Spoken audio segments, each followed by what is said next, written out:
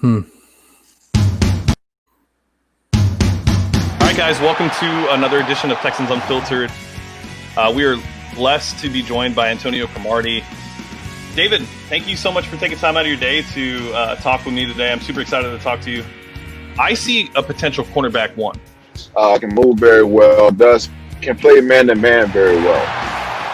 I think that he is a better quarterback than Patrick Mahomes. He does things that are so amazing, and the competitor in him is just special. I'm excited, man, and I can't wait to get there. I think it does really fit my skill set.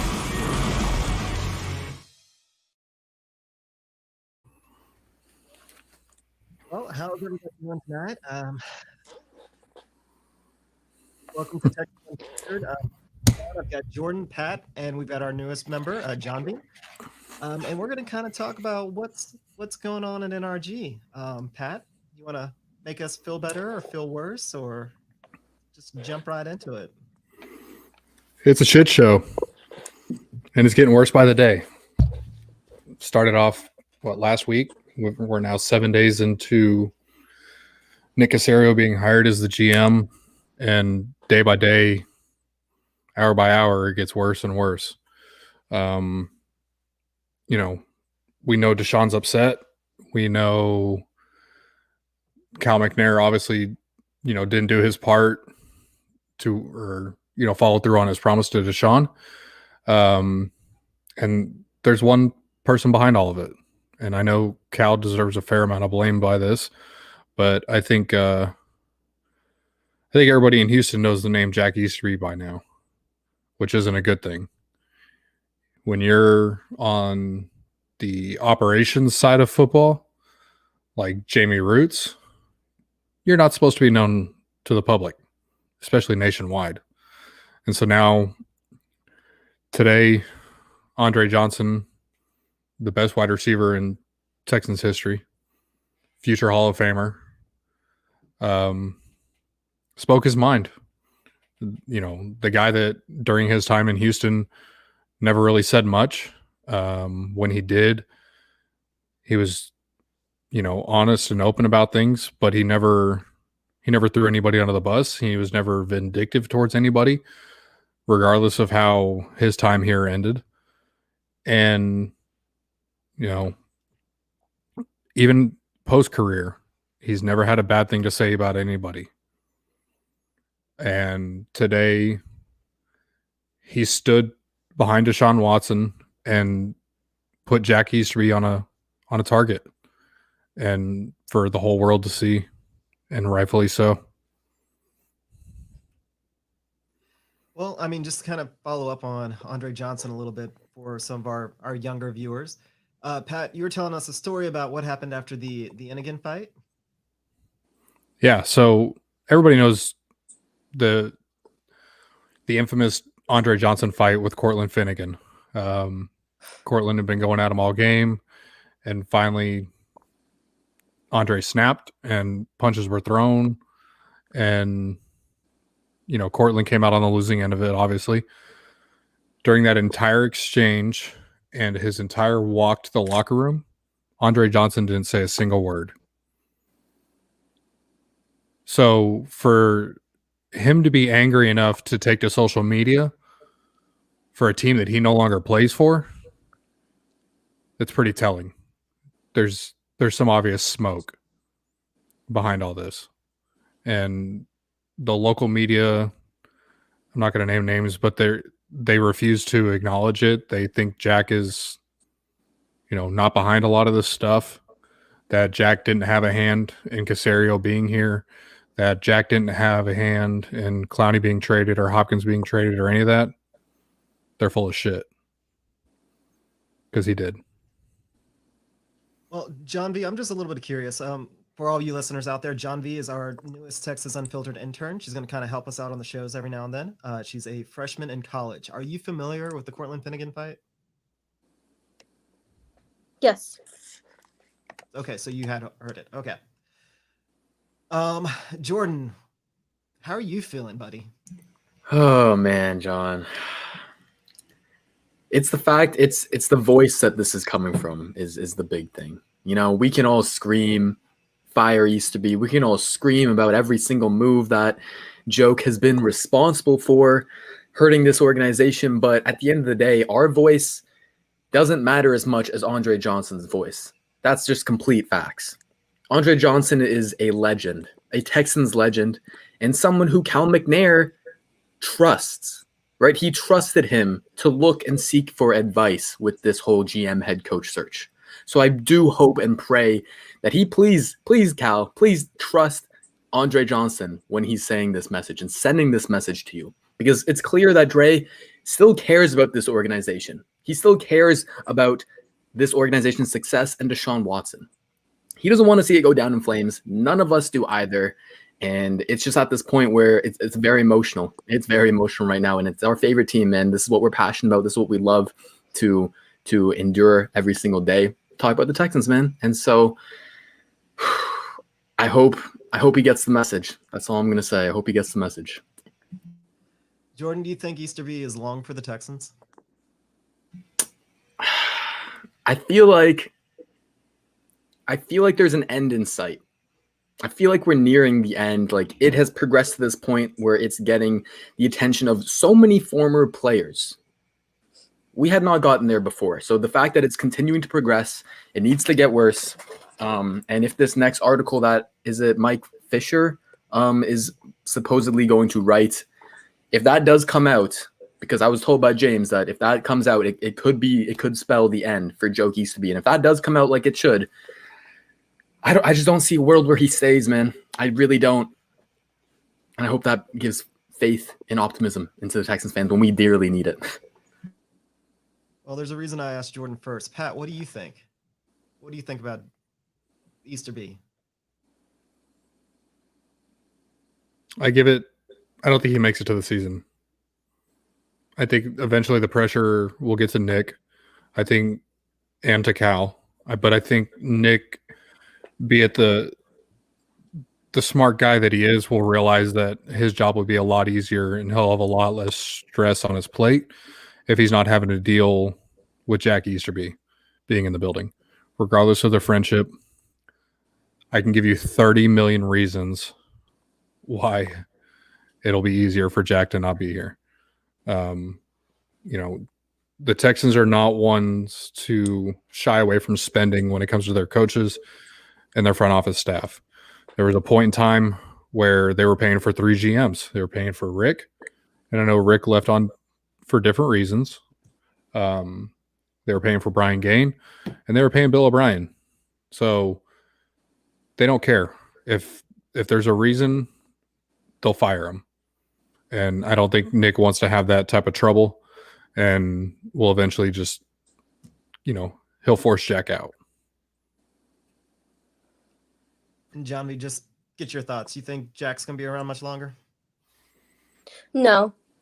I mean, the guy just can't stay any much longer. I mean, look at the damage he's already done.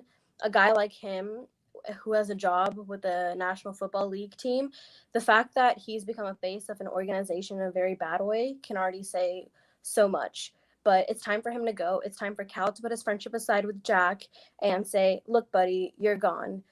But he needs to go. As a franchise, it's just so sad to see where we are right now, and nobody deserves this. Deshaun Watson especially does not deserve this. He does not need to be saying this. So it's simple. Friendship aside, Jack needs to go. All right. Speaking of Deshaun, so multiple people have asked me, what does Pat think about Deshaun? Because I guess Pat is just so busy at this point, he can't respond to everybody on Twitter. And I mean, obviously, it's been nuts. It's been absolutely nuts. We've all seen every article out there. Pat, can you make us feel any better about Deshaun? Currently, Deshaun does not intend to ask for a trade. Deshaun wants to be here. He does not want to leave. He does not want to go to Miami. He does not want to go to the Jets. He does not want to go to the 49ers. Sure as hell doesn't want to go to the Bears. So Deshaun Watson wants to be a Houston Texan. And there will be if there has not already been conversation soon between him and Nick, and they will line things out and they'll get on the same page. Jordan, what do you think? Do you think Deshaun's going anywhere? No, like Pat said, I don't think he's going anywhere right now. Like, if Deshaun is mad, no question about it. But if he wanted out, we would have heard it by now. He would not be in Houston. He would not be showing his face like that. He would not be. We would have heard it all over the news, right? But I think he's showing that he's committed to Houston. He wants to be here. He's found a home here, and he's be willing to give us a chance to work it out, because I don't think he's just the type of professional that, he's not going to run from a challenge at this point right now. He's not. He's always going to try and fight through it. And can it get there? Sure, absolutely, but we're not there at that point right now. So what are Deshaun's options? Like, if he asked for a trade, what are his actual options? Well, if the Texans did trade Watson, they would have to absorb a salary cap charge of $22 million, and we're already projected to be more than $17 million over cap. Yeah, it's not good. It's not good. The compensation would have to be ridiculous. I think that's a good point, John V. A lot of people talk about the picks you'd have to get back. A lot of people talk about the players you'd have to get back in return. But if I'm Cal and I'm forced to trade Deshaun Watson, I want money back too. I want money back for my problems. Absolutely. Give me everything. Give me the whole farm, everything possible. I think it's a good point. Yeah. And does he have options about just sitting out and not playing? If he sits out, then they can fine him $40,000 per day for every day he skips during training camp. He would also probably lose additional money if he does not report for the start of the season and if he misses games. Pat, you were going to say something? Yeah, I don't think he's the type to hold out. That's not in Deshaun's nature. That's just not how he's built. He's a competitor, and his thing is he wants to be legendary, and he will not let his reputation be tarnished because of somebody else's wrongdoings. He's still going to go out there. He's still going to fight like hell, and he's still going to put it on for his teammates because he loves these guys, and these guys love him. And so he's not just going to abandon them. That's just not who Deshaun is. It won't happen. Yeah, I mean, he says it over and over and over. He wants to be great. And here's the truth. I think his only option is to sit out for the season. And as Texans fans, part of us would next year would be miserable if he doesn't play. Like, first pick overall, miserable if he doesn't play. But at the same time, if he sits out and doesn't get hurt on a team that's that bad, and he doesn't accrue a contract year, we get him for 6 years instead of 5 years. Oh my God! Are people gonna tune into the games if he's sitting out? Oh my God! I don't know if I will. Josh McGowan at quarterback. Goodness, he's gonna break his leg just running out the tunnel. Deshaun Watson's the reason people went to games, even. Yeah, no It's doubt, true. especially Absolutely. at this point. And we've also kind of glanced over it, and we'll probably talk about it a little bit more, but JJ's gone. There's no way JJ's sticking around. That's the one person I'm surprised hasn't spoken up yet. Yeah. That's the one person. But I can see why. So, from a business standpoint. Well, speaking of business, what do we think of Mr. Nick? He came into a bad situation. I think he handled himself pretty well during his first press conference.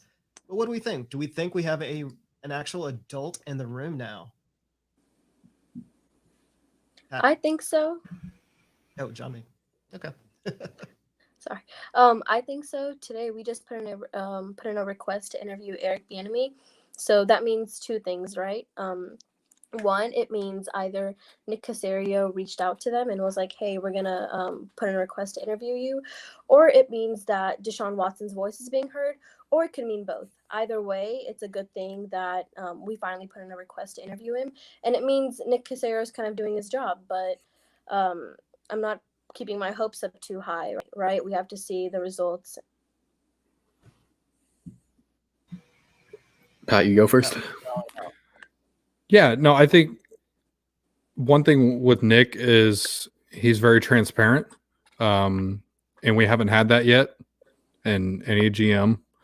We haven't had somebody that was willing to go in depth into answers and things like that.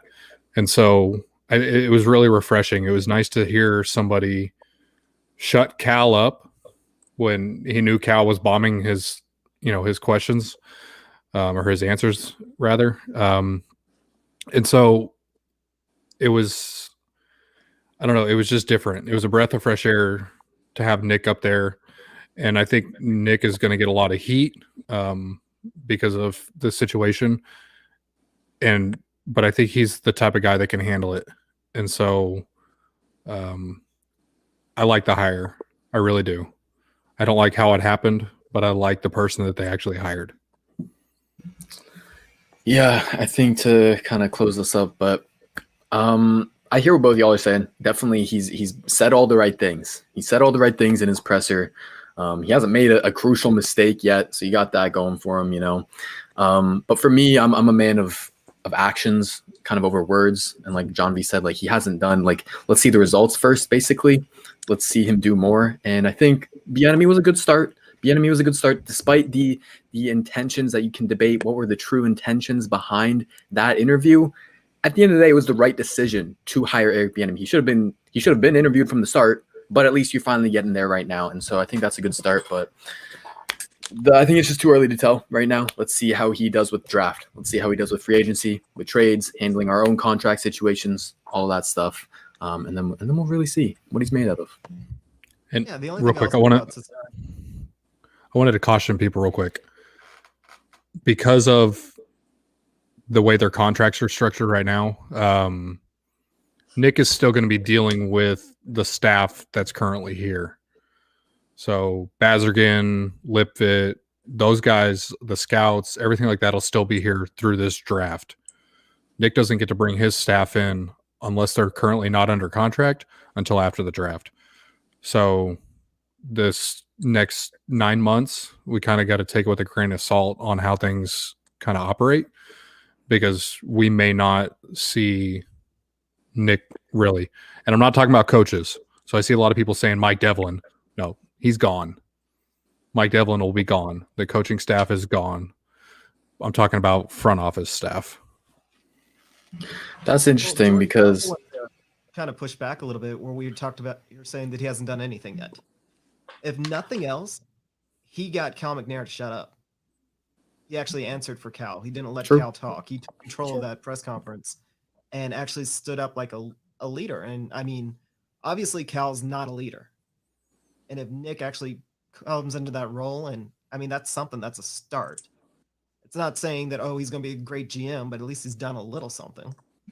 Absolutely. I hear you on that. That was kind of my main positive to take away from that. It's tough coming. It's your first press conference. You don't want to just ruffle the feathers, step on the toes of the owner that is paying you the big bucks to be there. But clearly he put that aside. He put the emotion aside and did what's best for the organization. And I'm with you. That was definitely a big positive. So from everything that he said, was there anything that kind of jumped out as concerning to y'all? I would probably just say how both him and Cal handled the Jack Easterby questions. They kind of just skirted around it, kind of said that, yeah, he's not going to have a main role in the decision, but he'll have a role. And I think their ambiguity there and their willingness to kind of be wary of what you say about Jack, that's definitely, it's showing that, where there's smoke, there's fire, in my opinion. So that's definitely the big red flag for me. What about, do y'all have any thoughts on him just referring to Deshaun as, well, that's our quarterback? Didn't say anything. He didn't fluff Deshaun up at all. Like, I was expecting him to say something like, that's like the cornerstone. That's who we're going to build around. He didn't say anything at all. He just stuck to Deshaun. That's our quarterback.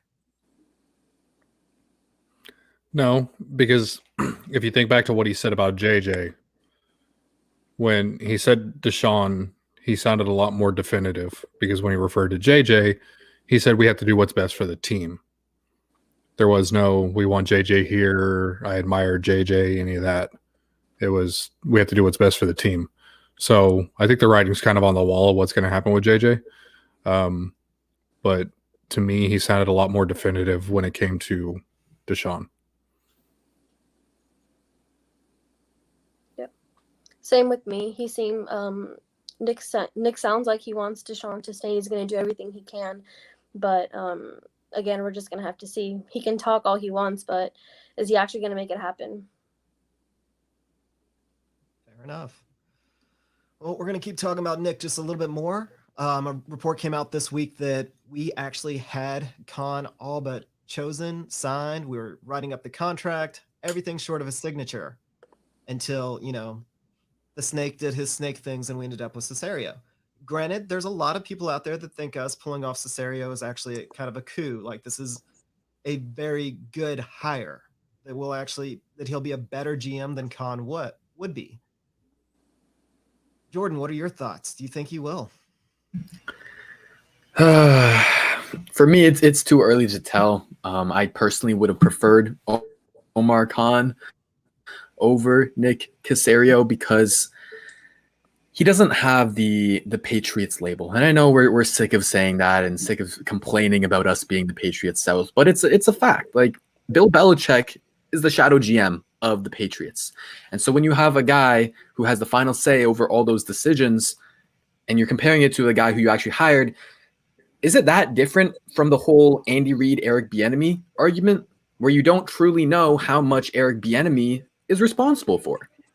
And you do your research, you try and find articles about Nick Caserio and what he has done, and it's different than some of the other guys that I've done research for. A guy like Ed Dodds, it's very, very easy, very, very quick to find actual draft picks, to find actual trades, to find actual free agents that he is credited with and responsible for. But you're not seeing that with Nick Caserio. And yes, there are a lot of good reports out there saying he does all these different things. He's versatile. He wears many different hats for them. He's a very valuable part of their organization. But it's the Patriots, and I just find it very hard to trust. I trust Steelers writers and kind of the stories about them and the credibility about them more than I do with the Patriots. And maybe I've been burnt too many times, and I'm holding that against him. And maybe that's unfair. I hear you. But I like Khan. I think it was rumored that, not rumored, but it was written that he was being kind of groomed to be that next Steelers GM. And that's high praise. Definitely it would be coming from people in the Steelers front office that they thought that highly of him to be groomed for it. So to me, that's very, very important. And to put a bow on it, I would have loved Khan, but it is what it is. I'm just going to point out that they're not wrong. Khan is supposed to be a cap guru. The fact that he was able to squeeze the contracts in that he was for this season specifically, but they were talking about it the entire time during the playoff game. Next year, that's when the rent comes due. Does that change your mind? Talking about the Steelers cap situation? Yes. I think from what I've seen and what I've heard from a lot of Steelers guys is that his ability to kind of manage that team with Big Ben's contract and all the other contracts that they've had to pay out, they've always kind of been on that line of teetering between the salary cap, right? And so I think most of the people I've read and seen from praise him for being able to put together competitive rosters, and I think that's definitely a benefit to have. And I know that like he's just a specialist, whereas Nick does a whole lot of different things, but I think Omar had the ability to bring more guys with him from the Steelers to supplement himself compared to what Caserio has. But well, I mean, couldn't you say the same thing for Caserio? He could bring in a cap specialist. I mean, the Texans have already proven that they're going to overpay for whomever they bring in, so he could go pick out a guy and like give him a record-breaking contract to come over here and right. But for us. There are a lot more people in that Steelers front office who were getting GM interviews and who are more kind of well respected around the league than there were for the Patriots. So I think I would just be more confident in those guys. But he could definitely bring his own guy. Picked over. I mean, Caserio was the last man standing. Like, you've got to look at just the past couple of years, all the guys that have been hired away from the Patriots. So then he's got no one to bring with him. He's got no buddies. They've all been hired. Pat, what do you think? Would you have rather had Caserio or Khan? Caserio. And I get what Jordan's saying. And I get the idea of Omar being able to come in and kind of fix the salary cap. And yeah, the Steelers are projected to be a little bit over the salary cap next year, but the Chiefs alone this year proved that doesn't matter. They had $177 to start the offseason and still locked up Deshaun or Mahomes, Travis Kelce, Chris Jones, and they make it work. The Steelers have always been really good about the way they structure their guys' contracts. A lot of the guaranteed money is due year one, and then the bonuses are what spreads it out year after year after year. And Pouncey and Big Ben are probably going to retire. That clears out like, I don't know, $60-70 million for them. So Steelers will be fine next year as far as salary cap. But as far as scouting, drafting, things like that, Nick's done all that. Nick's coached. Nick's been on the field with the players. He's been in practice. He's been in the meeting rooms. Nick's been everywhere. He's a Swiss Army knife when it comes to a football team. So to me, I would much rather have him just because he knows the ins and outs of what it takes to build a successful franchise. Not to say Omar doesn't, but I think Nick has that slight edge. Yeah, I mean, I would say that the three biggest things against Nick: Easterby. That's a big one. Patriots. He comes from the Patriots. And number 3 is we're not excited about him because we had to listen about him for 2 years. Like the Texans have been after him for 3 years. Like they tried to, Bob McNair tried to hire him. And then we fired Gaines because we thought we were going to get him.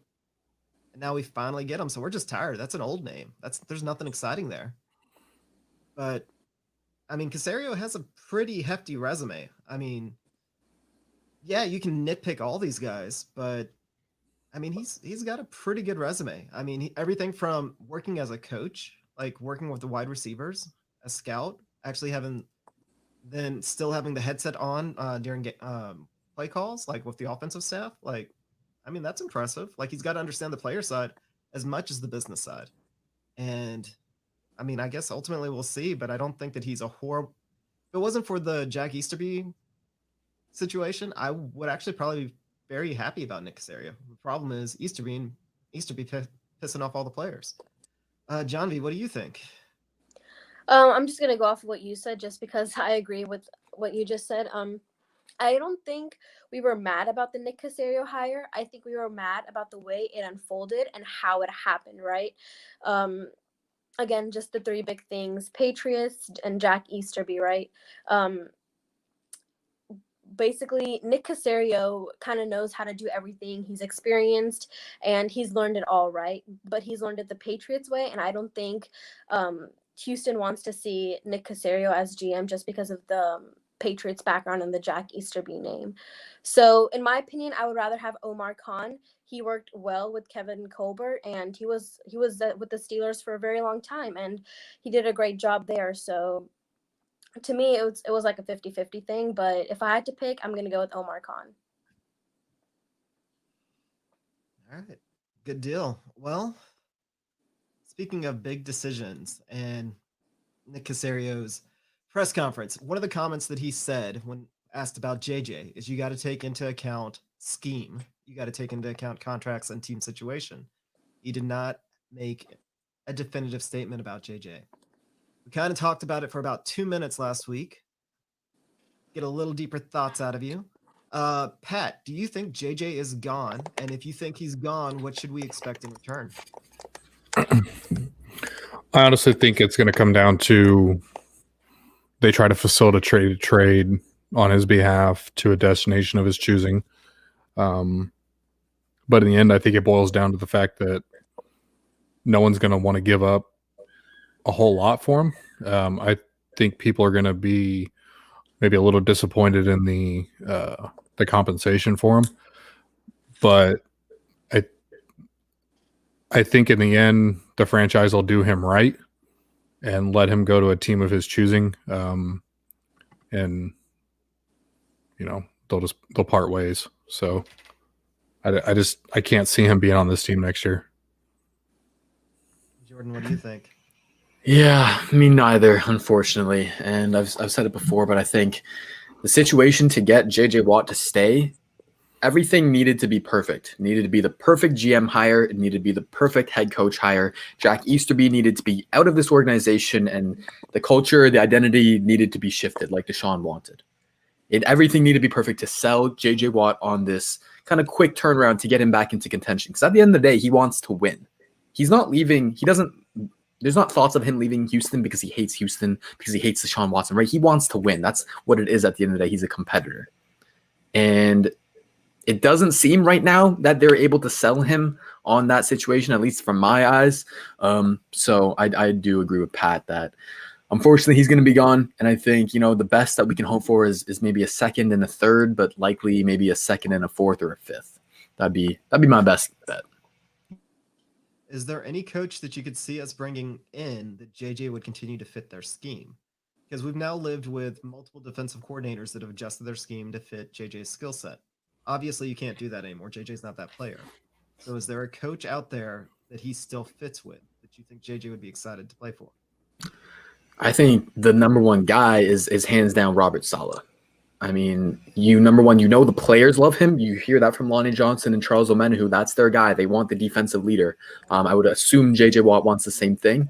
But then also just talking about football X's and O's wise, like his scheme, they run a 4-3 wide 9. You talk about it all the time, John. That's JJ's bread and butter, the wide 9 technique. That's where he wants to be. And so Robert Saleh would put him in that position to succeed. And I think that would be his guy if I had to put money on it. Fair enough. So we get Saleh. You think JJ sticks around, or you still think he's gone?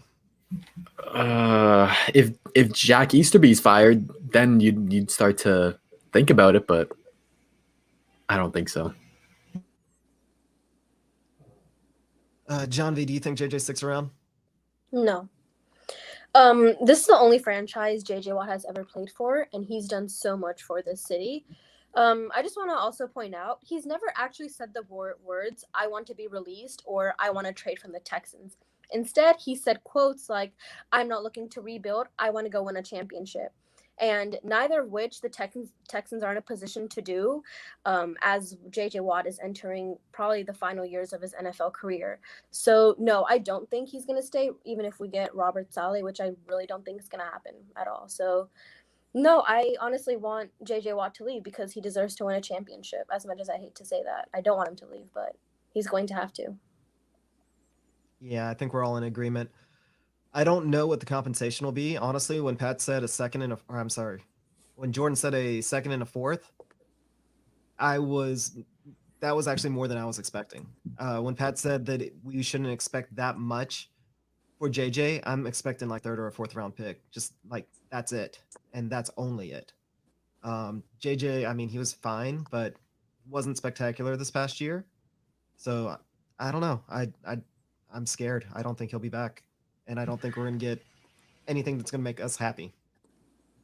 I just think that a contender that is desperate for edge help won't just factor in kind of his age, his injuries, and maybe his lackluster this past year, but they'll factor in how he'll look in a better situation where he's not basically the only talented guy on a defense, where he'll have some help from others, where he's not going to get double teamed every single play, and where the leadership also that he brings to a team, if they want a defensive leader like that also kind of raises the price tag. So I think they'd be more willing to pay, but that's just my thoughts.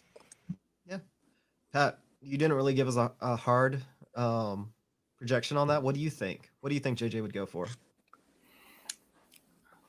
I'm thinking maybe like a fourth and a younger player, somebody that, at a position they need. Or maybe they get, a third. But I just can't see, before the deadline, they had a tentative offer from Seattle. If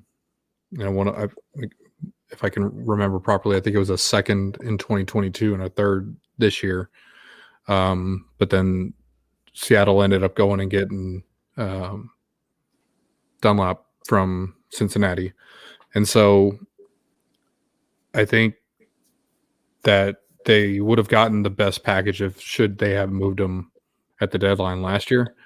And so I think they're going to kind of regret not doing that. But if it's just a single pick, it's probably going to be a third round. Given the fact that the new team is going to take him on, they're going to have to rework his salary, things like that. They're going to have to work to make this happen. And one team that I can't see doing that, even though it makes the most sense and everyone thinks of the storyline, would be the Steelers, just because of his brothers being there. But that defensive line is just way too crowded right now, and I just don't see him fitting there.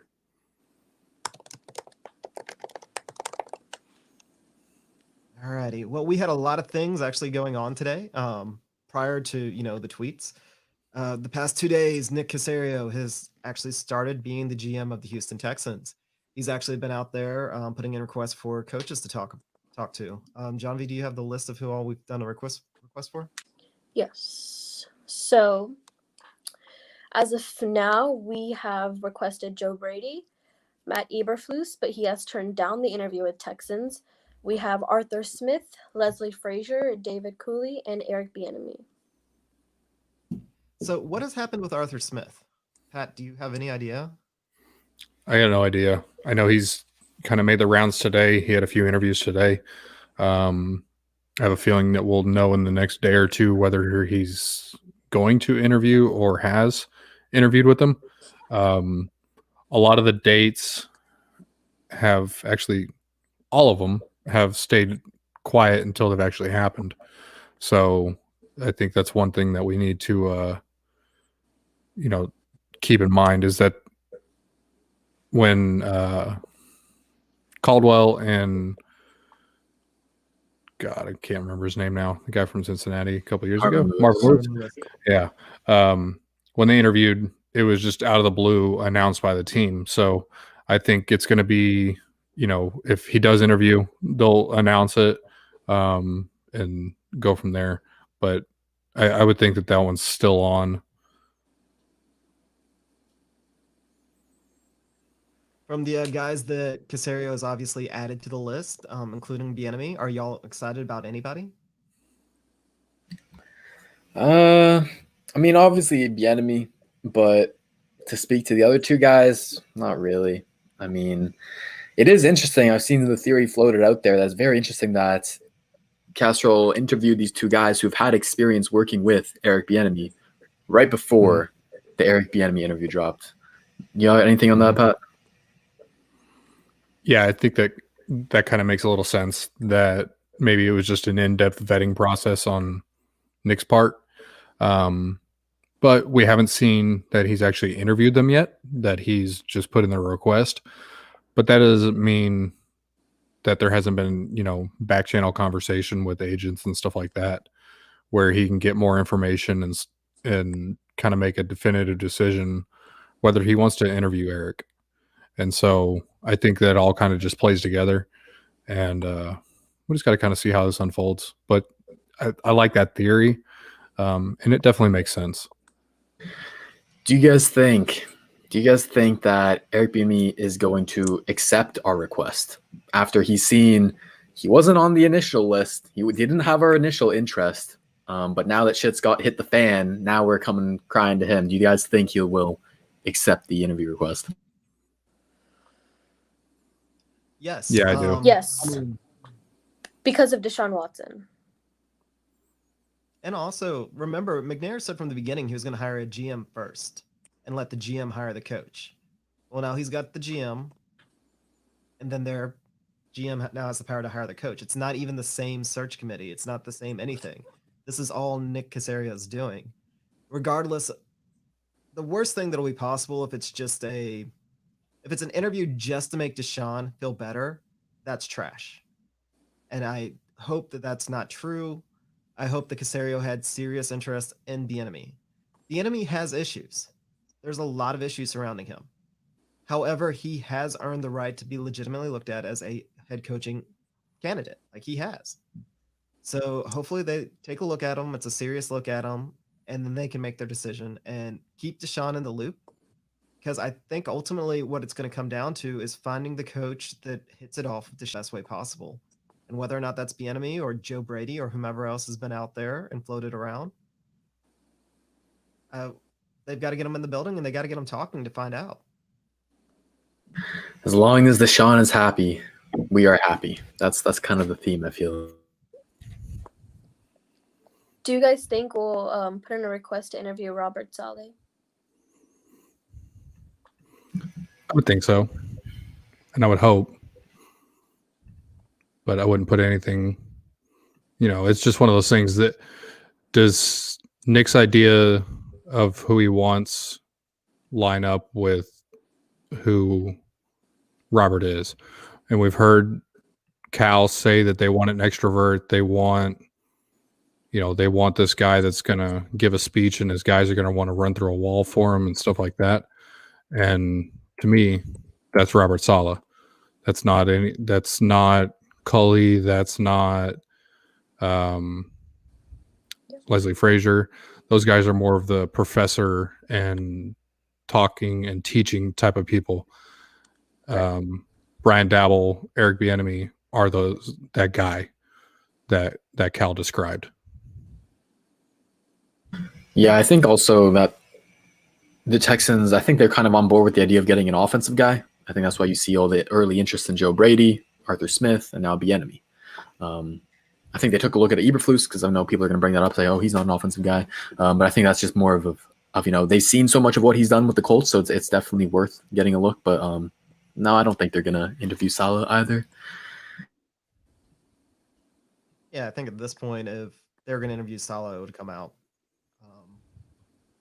Just kind of is what it is, because I think that Saleh and the offense that he would bring would be something special. But there's a couple of things out there that are floating around. First off, that apparently Deshaun wants a offensive coach, that they want a coach that's offense is comparable to what they've been running. And then, I like the sound of that. And people will say, like, sorry? I'm not sure if I can say the next part. Pat kind of alluded to it the other day on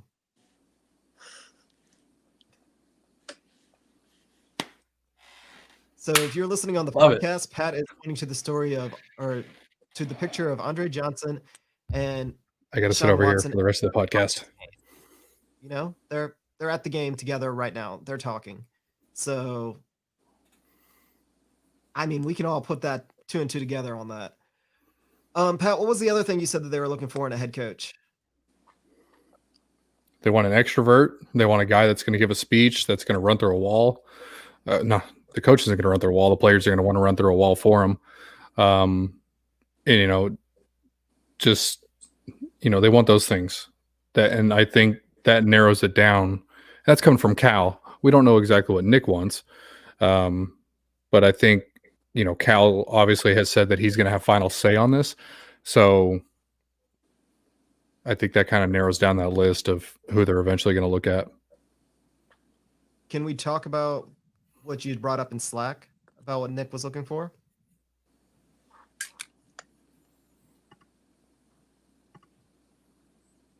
I'm trying to remember. We've talked a lot over the past few days. Collar. The what? The collar color.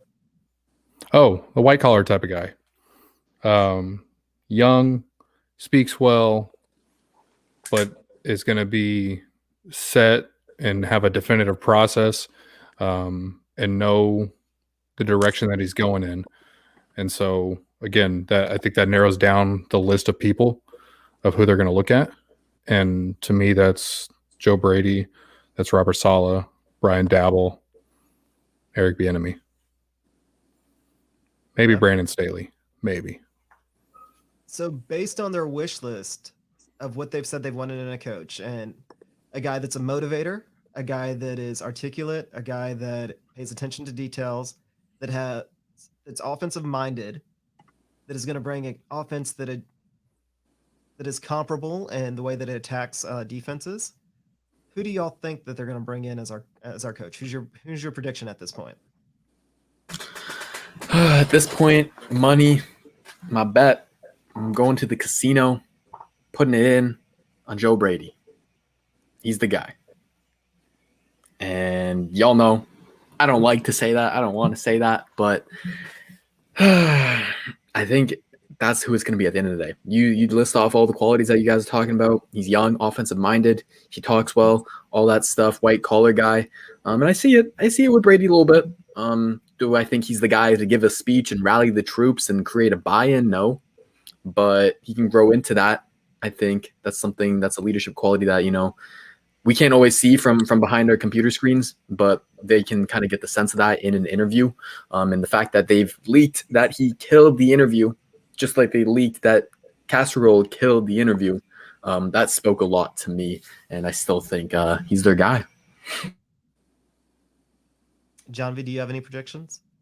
It's going to be Joe Brady. Oh, definitive on that. Okay. Yes. Like confidence. I would love to say it's going to be Eric Bieniemy, but I'm going to be realistic. I don't think it's going to be Eric Bieniemy. I would love to be wrong. I really hope I'm wrong, but I just think because of his past, it's not going to sit well with everyone. And we already put in we put in a request to interview him so late. That's already kind of a bad sign in my opinion. So it's going to be Brady, sadly. Pat? I have a funny feeling that it's going to be Bieniemy. And I know he's not my first choice. He's like 1A, 1B right now for me. But I get that they put in the request late. I know there was all this speculation that he wasn't interested unless the Texans wanted him. But I think if you get him on the phone with Nick can talk him into it.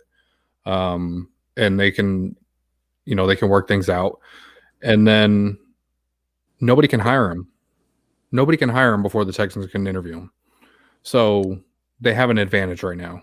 I know they put the interview request late, but nobody can officially hire him until he's done playing. Well, the Texans can't interview him until he's done playing. And so if I'm him and I have an option, I've already interviewed with 5 teams. What's one more interview before I accept another position? What's it take? If I have my heart set on the Jets, let's just say he wants to go to the Jets.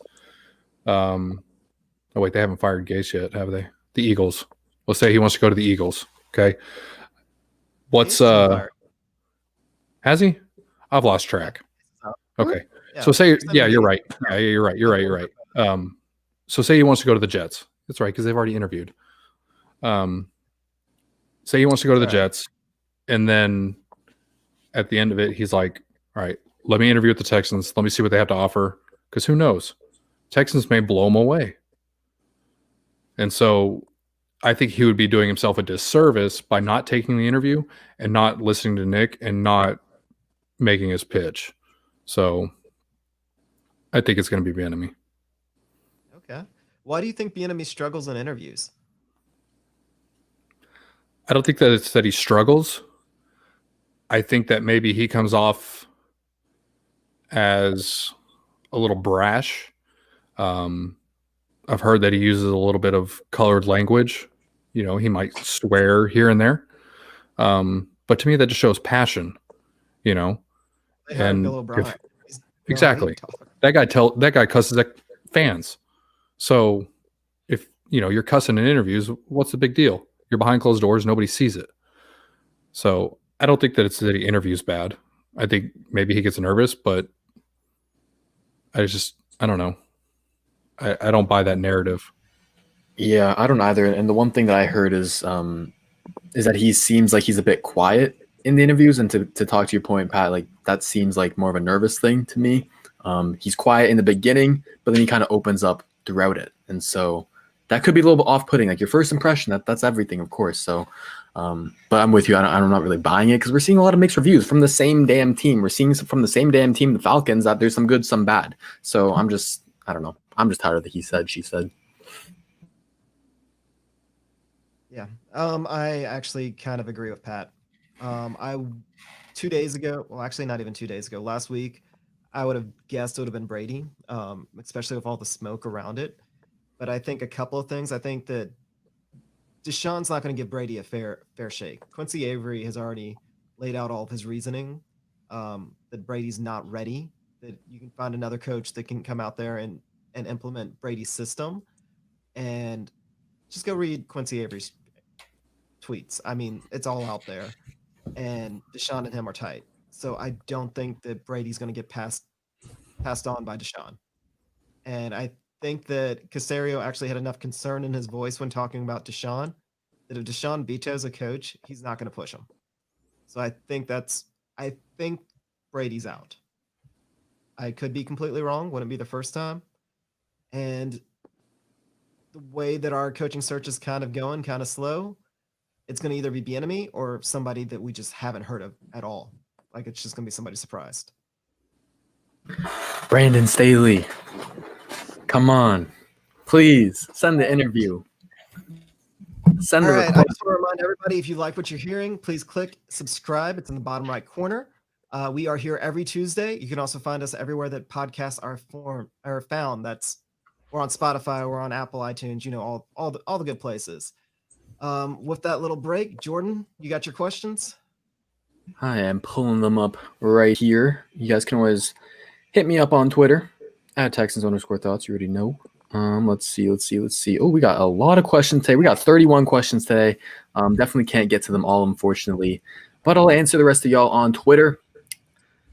Let's get to this first one here from Angus Johnson, and he says, "Does Cal read Twitter or have one of his reps on Twitter to see what the fans think?" Y'all think Cal's plugged in to Twitter? I'll start with you, Pat. Hell no. No, I think he's lost. I don't think he knows how to download the app. I don't think. Thank you, Sinai, for the $2. Hey, you know where to find me, Texans. You know where to find me. Next one, our Alexis G says, "Do you think they wait until Eric Bieniemy is available before they hire a coach?" Yeah. So basically, do we wait till the Chiefs are out of the playoffs? John, what do you think? Most likely, especially since I'm kind of in agreement with Pat that I think it's going to be Bieniemy.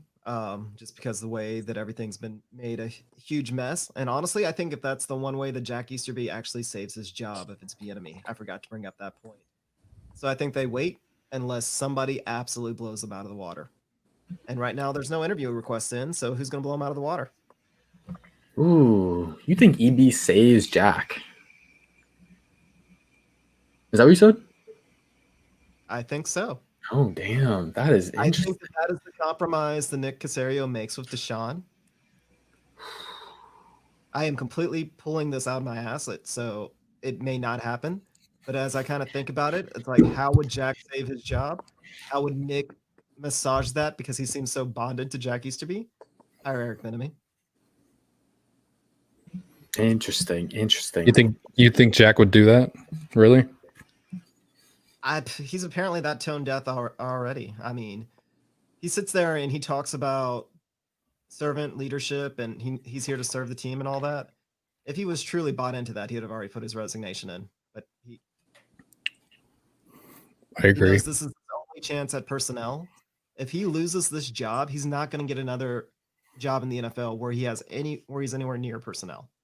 That's why Jack or make nearly as much money. Or making nearly as much money. That's why he's going to fight tooth and nail to keep his position. That's why he already has. Like, this is his only shot. So I bet you that they will come up with some crazy compromise, such as hire Eric Bieniemy.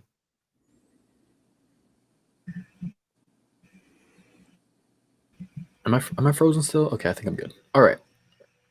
Well, that's an interesting theory. I like it. Actually, I don't like it because I want Eric Bieniemy and I don't want Easterby. But Joey Hudak, next question, says, "How bad do you really think that locker room really is right now?" Actually, I'll save that one for Pat. I'll give you John V. I'll give you this next one. But from Jacob Quintanilla, my bad. Sorry. "How does a GM/owner trade for a head coach from another team? And why or why not should the Texans do that, John V?"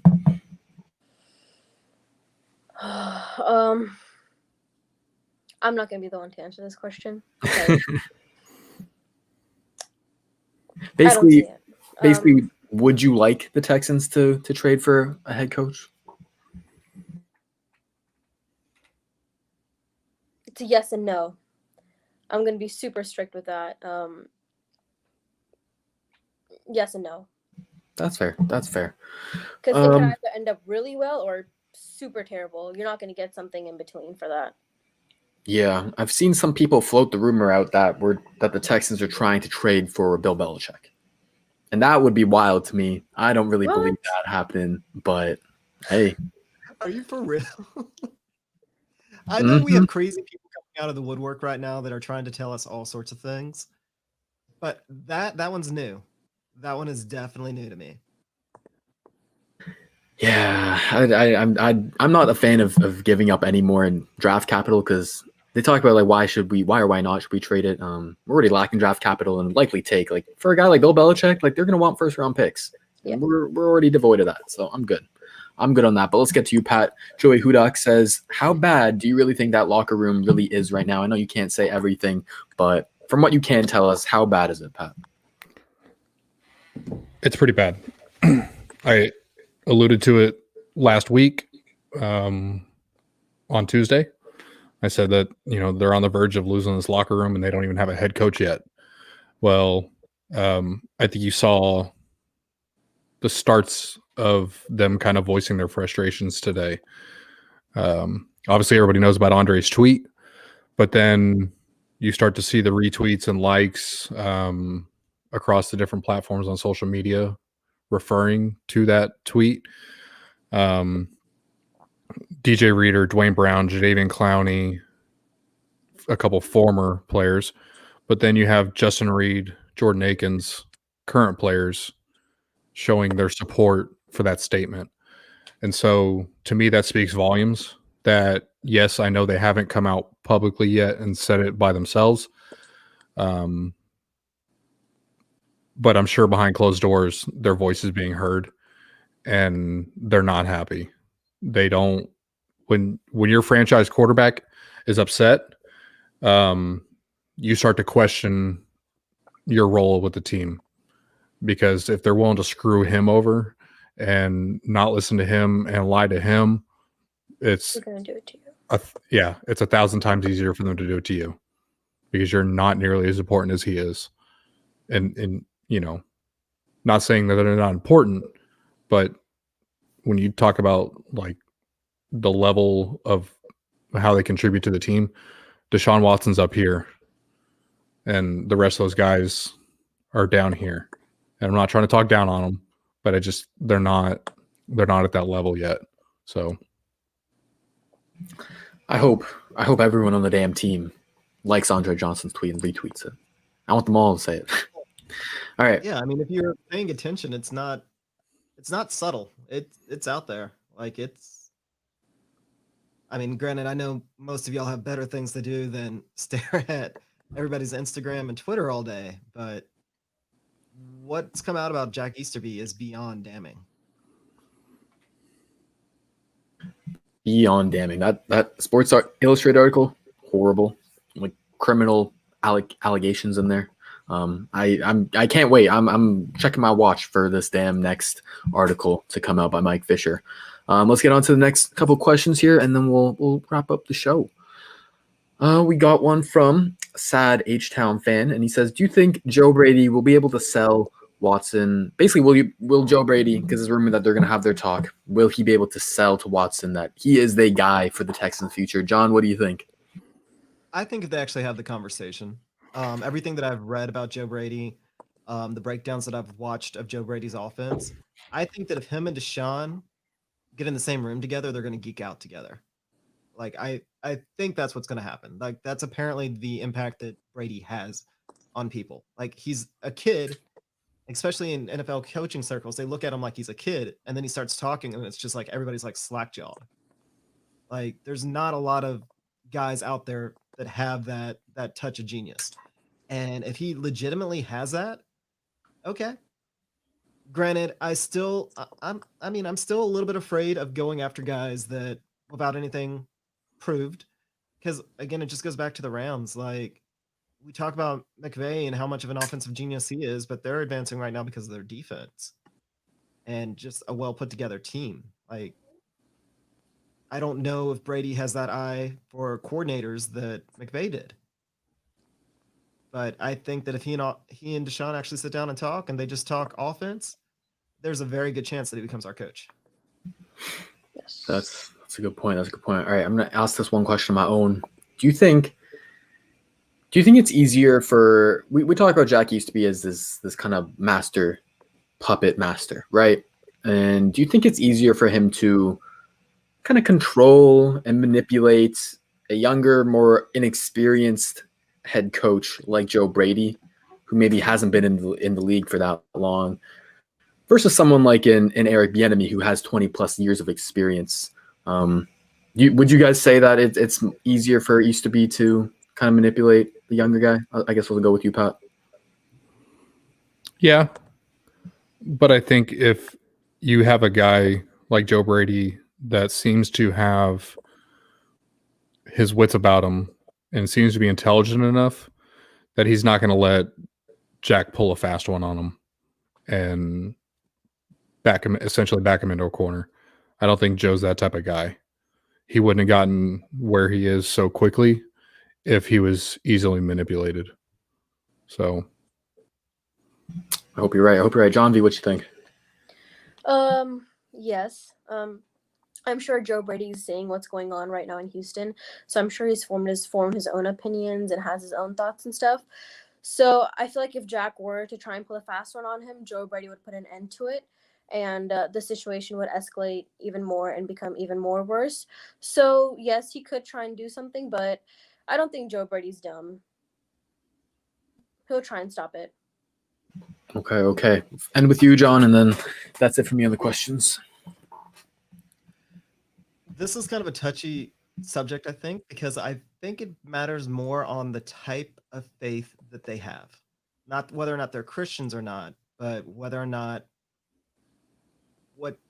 what type of church that they actually go to. And I think Easterby kind of preys on that. So it's not age, it's which guy is going to listen to his preacher and which guy lines up more so with what he is being taught to. Because what it sounds like from Easterby is he's ambitious, and then he presents it in a way that he's always trying to help. He gets the ear of the most popular or the most powerful person in the room, and he always refers to that person as how do you help? How do I help? And he frames it in a very Christian manner, which I'm not going to get too deep into that, but it's whichever coach kind of buys into that, I think. And it's not necessarily age. I think it's just a question of what sort of faith they have. Just for instance, if one of them strictly Roman Catholic, they're probably going to go, they're shrugging. But if somebody else goes to like the mega churches, like is a big fan of Joel Osteen, they're going to love Easterby.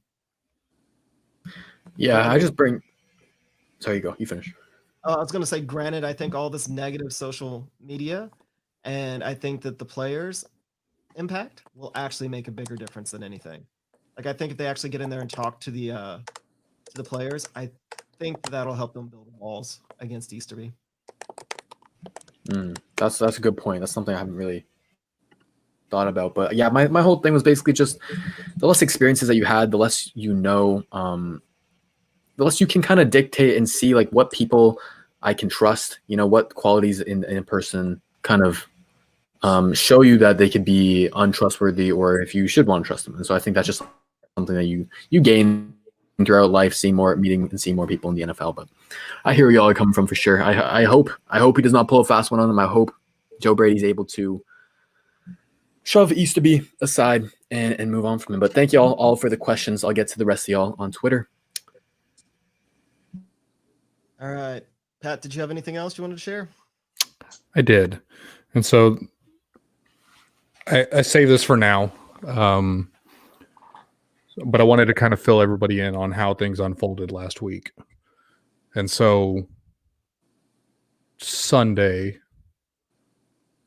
they apparently had the offer on the table for Omar Khan. And Omar Khan made it known that if he was going to be hired, he was not going to retain Jack Easterby. Jack found out and called his agent. His agent, Bob Lamont, and Cal formulated this plan to kind of pull a fast one on Cal. Bob called Cal on Monday morning and said, hey, if you want, I know you want Nick. I know you want to interview Nick. But if you really, really want Nick, you got to do it now. And Cal, knowing that they had the offer on the table for Omar already, and Omar hasn't accepted it, decided that he was going to put that on hold and wanted to get Nick in the building. Bob told Cal that Carolina had an offer on the table for Nick, and if he wanted him, he had to act fast. So Cal and Jack hopped in the plane, flew up to Boston, picked up Nick, brought him back to Houston, did their interview with him, and they hit him with a contract offer and rescinded theirs from Omar Khan. So Jack knew the potential that he was going to get fired and panicked. And so that's how it unfolded. And that's how we have arrived at Nick Caserio being here. So right now it sucks, but it is what it is. Quick question So you before say- we end the show. Oh, I'm sorry. Sorry. Gordon, So you would you say wanna say that. So I've heard this kind of floated out here a couple times now. I heard from Lance Zierlein as well, but it seems like Bob Lamont is very, very kind of power hungry, and as an agent, and he wants to get all of his guys, a job and a role. Do you think he's also part of the big issue, or do you think it's mainly just Jack Easterby, Pat? No, I mean, Bob's doing his job. He's looking out for his client's best interest. And by getting Nick in the building, he's prolonging Jack's position with the team. And he wouldn't have been doing his job if he didn't try to protect Jack. That's why Jack pays him, is to protect him. So Bob was just doing his job. That's fair. That's fair.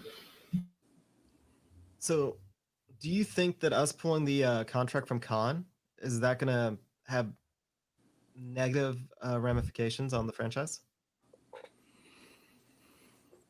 Yes and no. I don't think it's going to look bad as far as it